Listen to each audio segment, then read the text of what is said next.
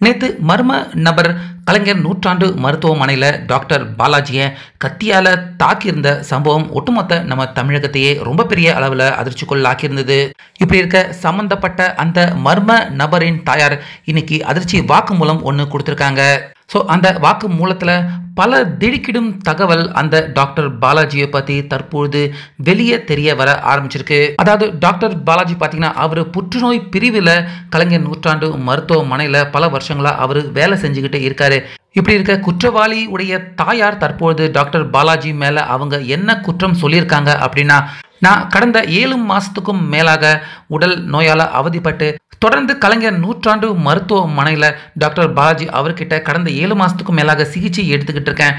நான் ஒவ்வொரு முறையும் அவரை போய் சந்திக்கிறப்ப அவர் எனக்கு சரியான வைத்தியம் அவர் எனக்கு பார்த்ததே இல்லை அப்படின்னு குற்றவாளியுடைய தாயார் டாக்டர் பாலாஜி மேலே இந்த குற்றத்தை அவங்க இன்னைக்கு சுமத்திருக்காங்க. மேலும் ஒவ்வொரு முறையும் அவரை போய் சந்திக்கிறப்ப அவர் தமிழ்லையும் இங்கிலீஷ்லையும் தவறான வார்த்தைகளால் பேசி தங்களை மனதளவில் ரொம்ப பெரிய அளவில் காயப்படுத்தியிருக்காரு.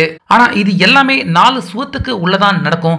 வெளியாட்கள், நர்ஸ் இல்லை மற்ற டாக்டர்கள் யாராவது வந்தால் அவங்க முன்னிலையில் ஒரு நல்ல சிறந்த டாக்டர் மாதிரி தான் நடந்துக்குவார். யாருமே இல்லாமல் அறையில் அவர் சிகிச்சை கொடுத்துக்கிட்டு இருக்கிறப்ப தான் அவருடைய செயல்பாடு ரொம்பவே மோசமாக இருக்கும்.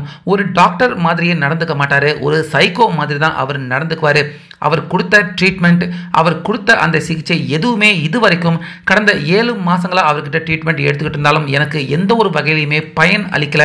இதை பற்றி பல முறை டாக்டர் அவர்கிட்ட கேட்டாலும் அவர் சரியான நேரடியான பதில் சொல்லாமல் எப்போ எடுத்தாலும் இங்கிலீஷில் பேசுவார், இல்லை தமிழில் பேசினா மோசமான வார்த்தைகளை பயன்படுத்தி திட்டுவார்.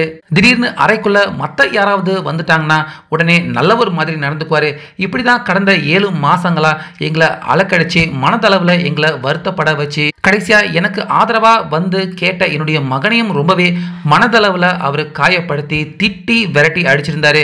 ஸோ இதன் காரணமாக தான் அவனால் தாங்கிக்க முடியாமல் இந்த மாதிரி ஒரு உணர்ச்சி வசப்பட்டு, அதாவது தாயாரான என் மேலே இருக்கிற பாசத்தை வெளிப்படுத்தும் விதமாக மருத்துவர் மேலே இப்படிப்பட்ட ஒரு தாக்குதலில் ஈடுபட்டுட்டான். அவன் மேலே எந்த தப்பும் இல்லை, மருத்துவர் மேலே தான் தப்பு இருக்குது, போலீஸார்கள் இதையும் விசாரிக்கணும் அப்படின்னு குற்றவாளியுடைய தாயார் பார்த்தீங்கன்னா போலீஸார்கள் கிட்ட மருத்துவர் பாலாஜி அவர் மேலே தவறு இருக்குது அப்படின்னு இந்த நேரடியான குற்றச்சாட்டை அவங்க இன்னைக்கு பதிவு பண்ணியிருக்காங்க. அந்த வகையில் அடுத்த கட்டமாக காவல்துறை அவங்க என்ன முடிவு எடுக்க போகிறாங்க, என்ன நடவடிக்கை இந்த விஷயத்தில் எடுக்க போகிறாங்க அப்படிங்கிறத பொறுத்து இருந்து பார்க்கலாம்.